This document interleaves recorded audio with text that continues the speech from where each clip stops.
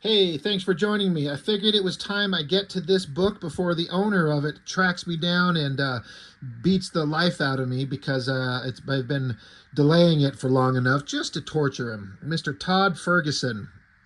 He has made a Transformers fan comic. And something like this speaks to me for several reasons because if you follow my channel and heard me any of the stuff that I do, I have a 6 graphic novel volume set of He-Man, a fan comic that I made myself. And, so here's another guy who just takes a concept that he loved growing up and come up with stories on his own and has decided to I'm just going to make the book. So this is issue 2 in a 3-issue storyline. I have already reviewed issue 1. It's on the channel. You can go back and find it real easy. As of this recording, it's about a month ago, maybe a month and a half, something like that. The idea that Todd had on this, as I understand it, is that there was a lot of unspoken or unexplained things that happened from the end of the Transformers cartoon on TV and then the beginning of the Transformers movie. The original cartoon was set in 1985 and the movie was set in the year 2005. So there was a 20-year jump. And lots of characters just vanished. Certain new characters just showed up. And if you follow Transformers and you kind of look into any of the backstory of any of the stuff, you understand why the creatives at the time didn't think that kids had any real kind of attachment to these things. They were just like, this is product. We need to make new toys, so make the movie to sell new toys and get rid of the old toys, and who cares? Well, those of us kids who, grew up watching this stuff, as dumb as it might sound to some people, this stuff means something to us. This was formative entertainment to a lot of us.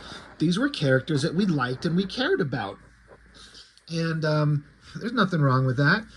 So Todd, like I said, he decided to come up with the story that fills in the gaps. Some of those gaps being, again, characters who just disappeared. He's going to explain where many of them go. Sometimes that means the characters just get shot to death.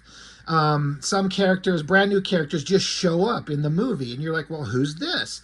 Well, this kind of gives an understanding of where these characters come from. Yeah, I mean, you have to meet a new character somewhere at some place for the first time.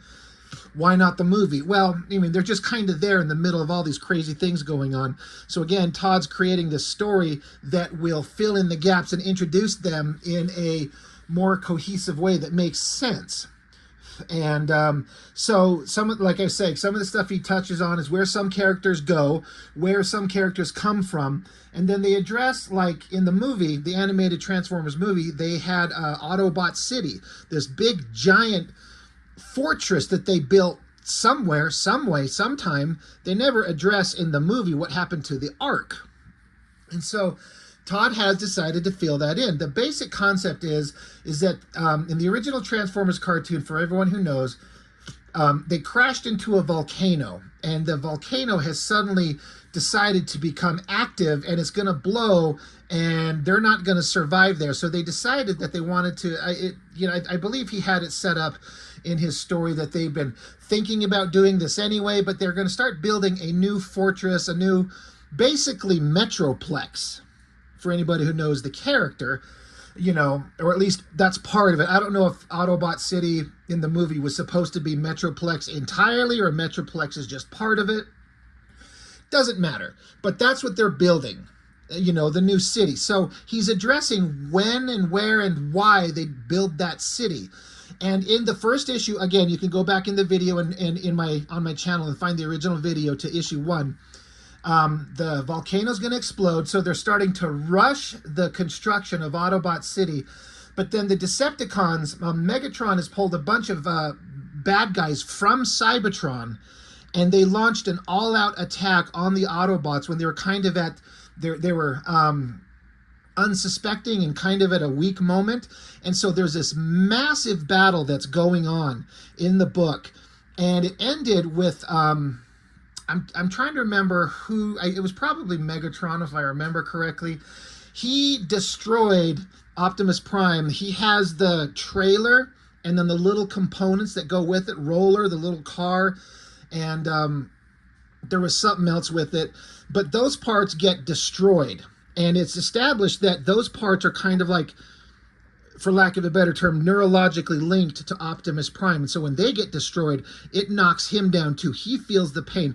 So right in the middle of a giant battle that these Autobots are having, Prime is knocked to the ground, out of commission, and then that is terrible for everybody involved in the battle.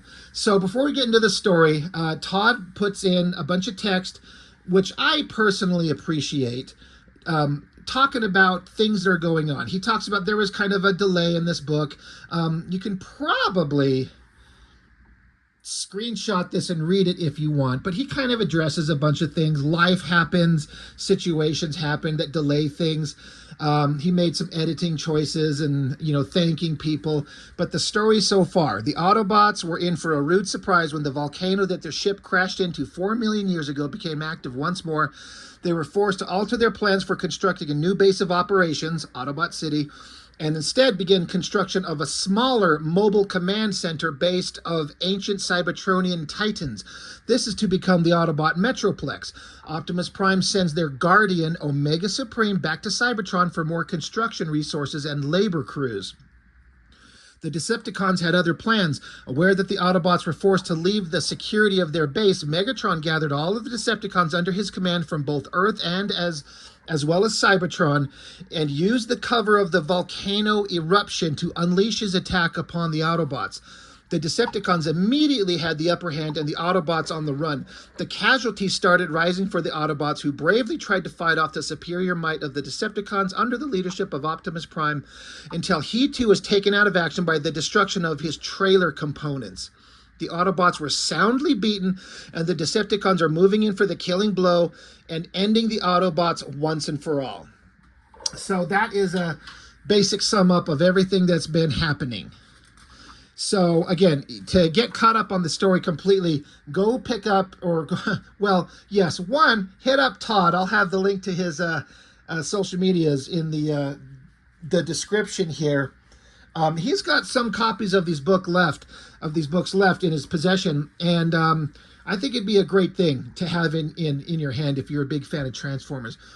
This is a great kind of filling in the gap story. But yeah, there's the battle that's going on, and so as they just described, Prime sent Omega Supreme to Cybertron. So here he is blasting through space, going to Cybertron, and on Cybertron, as we expected, there is still a raging battle between the Autobots and the Decepticons, and this is where we're introduced to Hot Rod and Ultra Magnus. They're just Autobots on Cybertron fighting the good fight. This makes more sense to introduce them here than they're just on Earth and part of the group that we've never met. So this makes more sense. This is their introduction. And they're sitting there, they're battling, and they basically start implying here quickly that the Autobots are actually winning. They're because Megatron pulled a bunch of troops from Cybertron to make the attack on Earth, so the Autobots on Cybertron are actually doing well. This is when Omega Supreme shows up, says, Cybertronians, you will cease all hostile actions immediately. This will be your only warning. So there's a battle going on. And so a bunch of the Decepticons, they see this, and they're kind of saying to each other, like, Shockwave, who's the leader up here of the Decepticons on Cybertron, they're like, yeah, we were supposed to take on a bunch of Autobots, but we're not supposed to take on a goddamn Guardian, is what they call this Omega Supreme, this line of bots. And so they're like, well, I'm not here to take on one of these fucking guys. This wasn't part of the deal. This is too much. So the Decepticons sound a retreat, and they take off. So this is what's kind of awesome is in the first issue, like I said, we were set on Earth getting the gaps filled in. Now we're up on Cybertron for at least a part of it, getting the gaps of what happened from the end of the cartoon and the beginning of the movie filled in here. The Decepticons return to base, and Shockwave is pissed. He's like, who the fuck said you guys could give up? I didn't tell you guys, retreat was an option. And they're like, yeah, but dude, a giant Guardian Sentinel showed up. And it's like, Shockwave is saying, it doesn't matter the size of the Autobot, the size of the Autobot doesn't matter. You had no option to retreat. And so they basically beg for forgiveness and, pledge their undying, might to the Decepticons. And, Shockwave keeps sending them. He says, gather the troops and end the Autobot resistance now, or you'll have more than me to worry about. You'll explain your current dereliction of function directly to Megatron. So basically, you were giving up, but you go back and finish the job or else. Meanwhile, back at Autobot headquarters, Omega Supreme is here talking with Ultra Magnus. And Magnus is saying, I've seen their numbers on the decline with just a bit more pressure and more firepower focused on certain strategic locations. I'm confident we could wipe them out. We need you, Guardian. I can't order you to join, but I'm asking you, with you in our ranks, we could save lives here on Cybertron. We could end the war here, now, for good. This is an important story point that Todd decides to put in here. He's implying that the Autobots are so close to victory, and now with Omega Supreme there, we could win. They could end the war forever. Ultra Magnus continues. He says, I respect your reservations on this, but, we're in this war together, and we can finally have peace. And Omega Supreme says some interesting things here, and I appreciate the writing that Todd puts into this. Omega Supreme says, war not the answer, must not be an option if ever you want peace. When war is an option, you will find reason to wage it. Then war will be the solution to problems. So while they're having this conversation, this character shows up and is like, hey, there's a communication coming in. It's from Earth. And so Ultra Magnus, he's saying, all right, have our crew decode the message and send it to me as soon as it's done, because there's implying that normally messages are coded and you have to decode it to get the message. And they're saying it's from Earth and it's not encrypted. It's not encrypted at all. It must be urgent. So Omega Supreme says, go answer the call. Omega Supreme will complete mission and begin preparations for return to Earth. Earth with green grass and perfect and blue skies, peaceful. So Omega Supreme, he's kind of a peaceful, loving guy, and he loves the kind of natural world of Earth. But yeah, Ultra Magnus is getting a communication, and it's uncoded. What is the message? Well, speaking of green grass and blue skies and everything, this is the battle that is going on. This is just as big a battle as ever happened in the animated movie. I can't help but my dumb brain looks at this image, and a little part of me is like, hey, look, they're just at a rave party. They're just dancing. It's not ragging on the artwork. It's just kind of like they're all just getting down, and there's rave party, and there's lights, and there's dancing, and they're all dropping acid and screwing each other in the bathrooms. It's good times. But no, the battle is this horrific fight. People are getting knocked down and flipped around and blasted apart. But Megatron and Ironhide are just, they're getting down here. The combiners are going at it, stabbing into each other. But the battle is not going good for the Autobots. That is the overwhelming point that needs to be made here, is that they're not doing well. And Megatron's just slapping Ironhide around. And Prime, like I was mentioning, he got his ass knocked down in the previous issue, and he still hasn't been able to pick himself up. And so, Megatron's just loving it. He's just knocking everyone to the side. Ironhide jumps back at him, tries to get his arm around Megatron's neck, but Megatron just God, I can't speak. Just shrugs him off easily. But then Megatron gets blasted, and it's Skyfire. He says, "Oh, excuse me. I hope you don't mind, but I did owe you one, Megatron. You were saying." And so this is one of those things I think is kind of funny. I get it. I don't have a problem with it. It's just one of those things where Skyfire is a big guy, but when he transforms into his jet, he mass shifts to be so big that all the Autobots can crawl inside him. And that happened on the cartoon. Like, he just grows huge. Just the same way when Megatron transforms into a gun, he shrinks down. It's kind of silly. It doesn't make sense, but it's just one of those things you just kind of have to accept. But yeah, Skyfire's like, hey, Autobots, we're leaving. We got to get out of here. And Prime said, gather the wounded, leave no one behind. Megatron saying, you're not going to go anywhere, Prime, except you're doomed. So he transforms into his gun mode, lands in the hand of some bot. He says his name is Clench. There's a lot of these extra characters that Todd has thrown in here that I don't know who they are. But I 100%, know that they're part of the lore somewhere. But yeah, all the Autobots are loading up in Skyfire, and they blast off, and all the Autobots who can fly. So you've got, oh my God, why can't I think of the fucking flying saucer weirdo's name? It's just, I had it and it's gone. It's going to drive me nuts. But yeah, there's Skyfire and all the ones who can fly, all the Autobots who can fly. The Autobots are basically retreating, and the Decepticons are left here, momentarily. The Ark is in the background here, and the volcano is erupting. There's lava pouring out of it. Like, things are going to hell.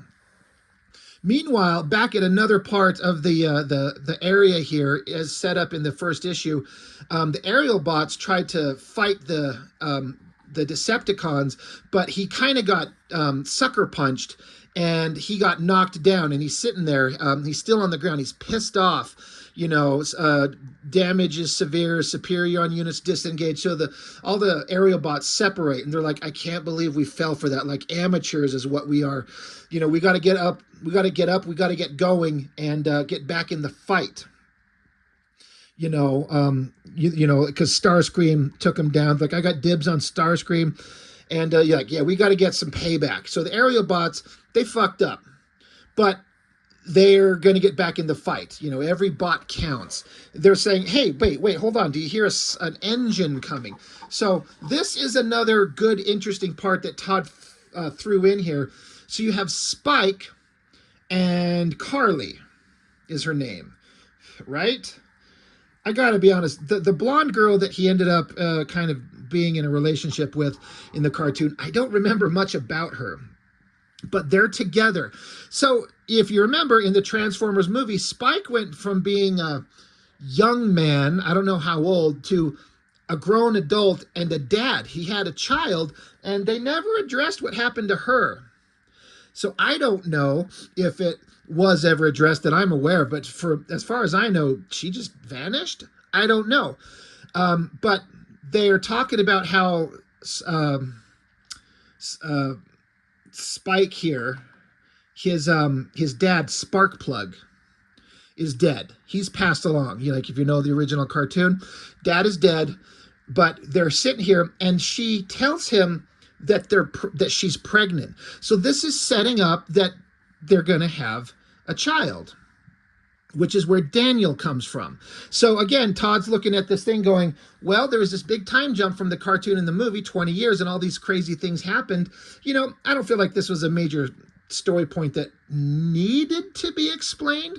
I just understood that, Spike grew up and had a son. Where's the mom? I don't know. But why not explain it? Because the characters are there. So they're setting up that conversation, and then, oh shit, they come to a screeching halt right in front of the aerial bots, and they're like, holy shit, you guys shouldn't be here. There's a huge battle going on. Everything is dangerous. You don't want to be here.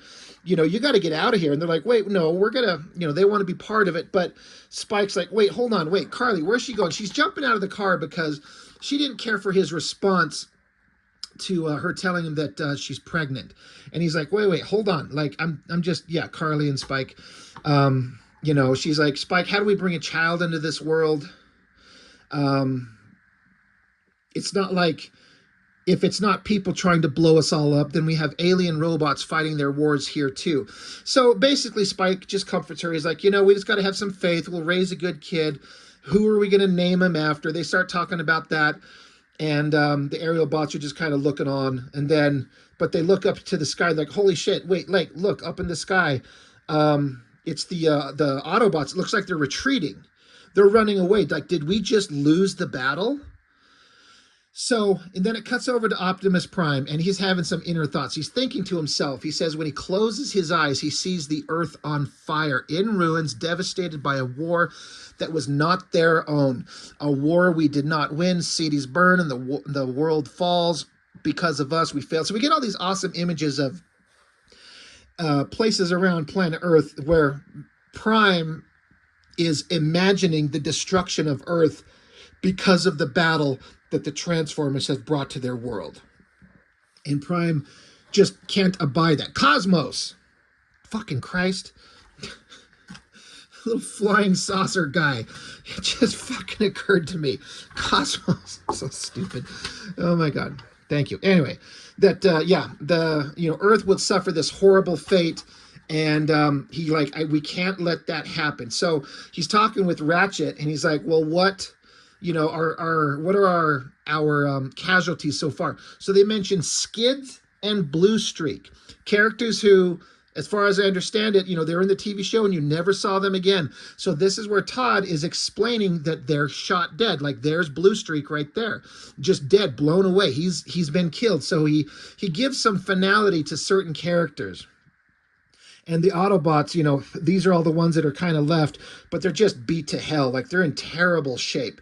So Megatron and his crew, they have a moment. Like, the Autobots ran off, so the Decepticons are sitting around kind of gathering themselves for one final push. Some of the Decepticons have been shot down, and Megatron's like, get all these worthless pieces of scrap out of my sight. He just, like, get rid of them. And some more guys show up. The Lord Megatron, we beg you, allow us another chance of destroying the Autobots. Megatron says, very well. Fail me again, though, and I'll remove your insignias with my fusion cannon. Now, shut up and fall in. And then Todd Ferguson goes out of his way to show all these Decepticons right here gathered. Like, there's, how many combiners do I see here? 1, 2, 3, 4, 5, 6? I think. And then every Decepticon you could probably imagine just about. Obviously, Todd draws digitally, and this is a huge file where you had to draw every fucking character. That's a hell of a shot.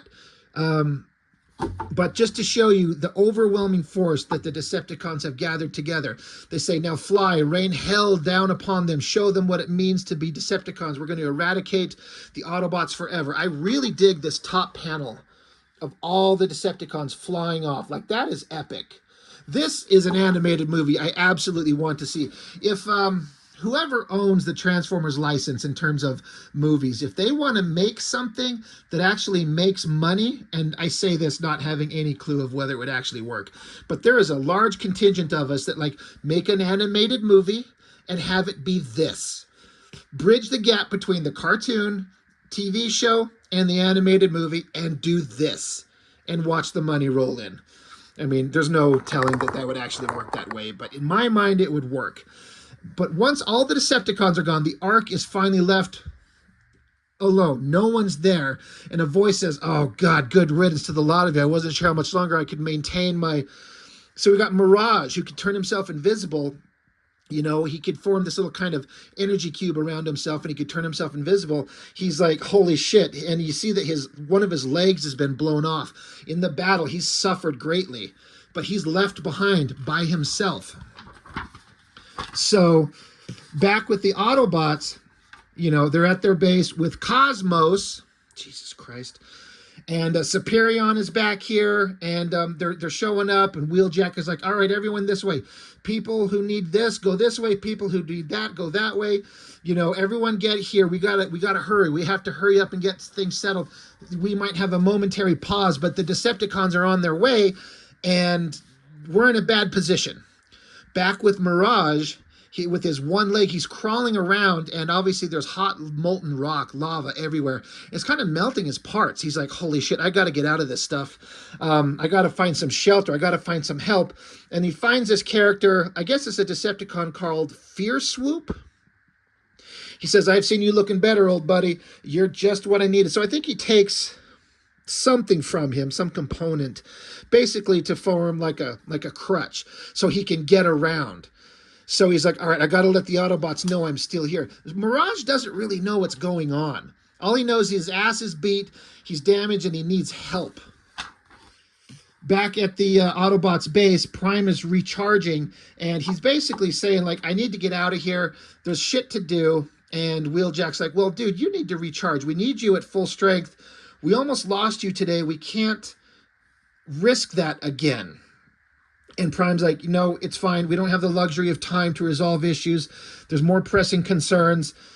The top of that list would be the ability to contact Cybertron. So he's like, we need reinforcements from Cybertron. Megatron got reinforcements. We need the same. And so Red Alert shows up. He's worried about because they're part of a combiner group, and he's worried about Inferno. Inferno got shot, I think, in the head.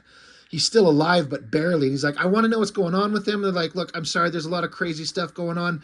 I'll find out what we can. You know, we're doing our best. Just, you know, this is a terrible moment. So then Prime turns to Skyfire, and he's like, dude, is there any chance, you know, he says, the orbital communication relays are not available yet, nor will they be anytime soon. Is it possible that your telesystem can connect back to Cybertron? Basically, can you contact Cybertron? And Skyfire is like, no, the distance is far too great. Only Teletran 1 had that kind of power. I wish I had better news for you today. Prime says, I'm getting a lot of that today, Skyfire. It does not appear any wishes will be granted this day. So back with like the medical bay, a bunch of the bots are down. They're trying to repair them, trying to, you know, get everyone back on their feet. Things are looking grim. And an element that I understand is why is here, but it's one little element that I was kind of like, it's valid because we're seeing a repeat of something that Grimlock has done before. He shows up with all his Dinobots and he's like, it's time for me and you to have words. I almost wanted to speak in Grimlock's stupid voice. Me, Grimlock, me. Time for me and you to have words. But that'll be obnoxious as shit. But he's like, it's time to have words, Prime. And they're like, wait, what's going on? You know, we can have a calm discussion, Grimlock. This is not the time or the place to, you know, fight. Why are you here? And why are you armed? And Grimlock's like, this is your fault, Prime. We lose because of you. Me, Grimlock, say it's time for a new Autobot leader. So Grimlock has done this shit before. I think Megatron showed up in one episode and just said, hey, you're the strongest. The strongest should lead. And so there was a big fight with him and Prime. And so part of me is both times kind of going, we've seen this. Why would we need to see it again? But on the flip side, it's a valid story point because Grimlock is dumb as a box of rocks. And he just still thinks the same way. But in this kind of case, it's not just someone coming along whispering in his ear trying to tell him, like, you're strongest, so you should lead. The Autobots just lost a huge battle and people are dying. And Grimlock is pissed and he thinks he could do better. So, you know, he's like, hey, I should be in charge. And Ratchet's saying, dude, you will not. I didn't just put you all back together so you could tear each other up. If you're not in need of repairs, get the hell out of here. So Grimlock's like, you're right, this is not the place. We take this outside. So he slams into Prime, knocking him back, saying Autobots need a strong leader, strong enough to end the Decepticons. You're never strong enough to do even that. No more. And Prime says, I'm not going to fight with you, Grimlock. The Decepticons are on their way right now. Grimlock says, that's your choice, but me gonna fight you just the same. Autobots don't need a Prime, they need a strong leader that wins. We tried your way, now it's time for the leader with sharper teeth. So Grimlock's making his point, at least as far as he's concerned. And the other, like, dim-witted dumbass Dinobots, they're like, was this part of plan? Him say he was going to talk. He did talk, little bit. Swoop's like, do we fight too? What side we choose? And they say, no, him leader, Grimlock our leader, their fight. So Grimlock is walking along saying, old, weak, soft, your alloy went soft. You as a good leader, Autobots need more than good now. Don't make me put you down. You yield. So while this is all going on, some of the Autobots are like, what the hell's going on? Why is there alert going on? What is the problem? Prime is over here grabbing the sword of Grimlock as he slams it down. You know, Prime grabs it, and he kind of gives it a speech. And he explains things to Grimlock. He says, you think being a leader is all about how strong you are? It is. Strong enough to do what is right, what is necessary, no matter the odds. A leader must be wise, knowing when it is time to fight and when to use words instead. Strong enough to not just do what is easier, but what is hard. Every life is sacred, and we have no right to end any life form, even one that would do us harm. Leaders must be able to make instant decisions and stand firm behind their choices because they believe they are the right ones. They can inspire those who follow with compassion, wisdom, and empathy.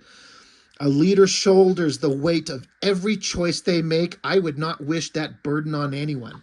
So Prime's trying to explain to Grimlock that it's not just about who's the strongest. There's a lot more to this, and you got to pull your head out of your stupid dino ass.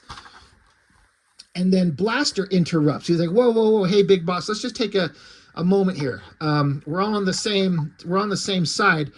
And while that happens, they get a communication is coming through, a garbled communication. So Prime's like, Blaster, can you filter the signal? Is there someone still out there? So Blaster, he transforms and he's like, hey, is there anyone out there? And they get a transmission. It's Mirage back at the Ark.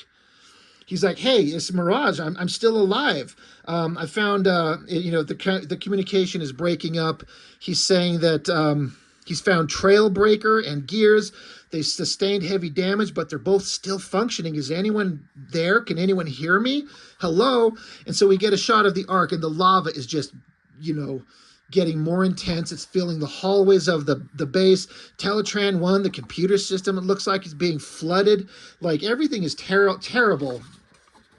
But Mirage is just reaching out with his communication. He's like, hey, is anyone out there? I need help. And so it even shows us like his scarred, melted away hand. He's falling apart. But then they get in communication with Prime. They actually get a stable communication. Mirage, this is Optimus Prime. We read you. And Mirage is like, Prime, oh, thank God. It's so good to hear you. And they're like, it's good to hear you. The videos rerouting and connecting. How are you? And Mirage says, the place is a mess. The Decepticons have left. I assume they're on their way to you. I don't know who half of those guys are, Prime, but some of them I recognize from back on Cybertron. Megatron has brought in a ton of reinforcements. I'm wounded, but I was able to get to cover. It was either fight the Decepticons or fight a volcano. The volcano won, I guess. I lost, but it's not as bad as it looks. But it does look pretty bad. Anyway, I really need a rescue, Mirage says. And Prime says, I cannot come to your help at this time. And I am sorry, while it is not possible to come to your aid, I must ask you to help save us. The Decepticons are en route, and we are out of options. We need you. Basically, we need you to get the communication systems that are on the Ark that are still functioning, get them working so I can send a transmission, Prime is saying to Mirage. I need to be able to send a transmission to Cybertron. Can you do that? And Mirage is like, there's not much of the place left. I don't know if I could make it back to where I need to go. The Ark is covered in molten rock. I just barely made it through. I don't know if there's enough of the station still operational enough to even do anything. And Prime is basically like, look, Mirage, I understand, but the entire Decepticon army will be on us any moment. They're going to destroy us and then every life form on this planet if we don't stop them right now. And so Mirage understands what's being asked of him. Basically, I need you to go back and try, and I know it's going to probably cost you your life, but if you don't do this, because you're the only one here that can go and make this connection so we can communicate with Cybertron for backup, if you don't do this, we're all going to die. And Mirage says, I understand. So I like that Todd's writing Mirage as kind of a hero. I wonder if Mirage is one of his kind of favorite characters. And since Mirage obviously disappeared, probably died, Maybe he's giving him a hero's death is the idea. He's like, all right, well, I know what this means. I'll get it done. If the station is active, I'll find a way. You guys just look for the relay notification. It's been an honor, sir. I'm proud to have served under you, to be an Autobot. Good luck, my friends. Goodbye, my friends, and good luck. And so Mirage just starts walking through the hot lava again, trying to get to the place where he can help them send a communication. So now the Autobots have no choice but to just sit and wait. Maybe this will work. Maybe it won't. We don't know. So everyone get ready. We have to give Mirage every possible second. We have to be ready to fight off the Decepticons and give him all the time that we can, while he's trying to do this crazy miracle that he's trying to make happen for us. And as they're, talking, their communication system lights up and they're like, holy shit, he did it. It's green across the board. We can send a communication. So it's like, all right, send a communication, transmit right now. And so we jump back right to the moment, right at the beginning, like I was talking about, where, Ultra Magnus, he's like, I got a communication and it's not even encoded. Who is it? Well, it's Prime, sending the transmission right now. So he gets on the communication and Ultra Magnus is like, Prime, Ultra Magnus saying, Prime, it's good to see you. It's been so long. How goes the effort on Earth? We have accumulated quite a few victories here recently from the Decepticons. They seem to have, he's basically saying, hey, we're doing kind of good up here. Things are going well up here on Cybertron. How are you doing, Prime? And Prime's like, hey, I need, he says, the Decepticons have combined their forces here on Earth. We were completely taken by surprise. Our limited resources are no match. We had to abandon our base and retreat. We've suffered casualties. So Ultra Magnus asks all the other Autobots to leave. He says, give me the room, please. And Prime says, I am aware of the measure I will place on you, but the only chance we have of stopping them from destroying this planet is if we can match equal might with them. So Prime's basically saying, the only way that we can stop this is basically, I need all Autobot forces to be deployed to Earth immediately. It's vital that we stop the Decepticons here. All other objectives are now made secondary. And so Ultra Magnus says, Prime, I need to say this. I need to say it out loud. I need you to hear it. With most Decepticons off-planet, we may not get a better chance at reclaiming Cybertron. We can crush them here, now. Any of them that still remain to take up arms against us, we can end this war once and for all. If we pull our forces now, I fear we'll lose Cybertron. We might lose this war. But of course, I will do as you command, Prime. So I like the kind of moral quandary that's set here. They could save their own planet right now. The Autobots have effectively won. Almost. But Prime's saying, you have to come to Earth. We cannot leave planet Earth to be taken over by the Decepticons that are here and wipe out everyone that's there. We cannot do this. He says, we cannot forsake this planet to the Decepticons. It is our war, one they did not ask for. We brought it to them. We must end the Decepticon threat here before there can be any consideration of our home. We must rectify this. In time, we will continue to fight for our home, but to do so, we must save Earth. This is my command. Gather as many as you can and make your way here. I only pray that it's not already too late. And then with that final order, we cut back to Mirage. He could be dead, and we've got years, I think it is. He's sitting there holding them. They're being surrounded by lava. They're trapped. They're damaged. They can't get away. And he's saying, they'll come for us. You'll see. I mean, if it was just me here, why bother? But they like you. Well, most of them do, right? You get to be the hero. We'll get out of here somehow. You just hang on.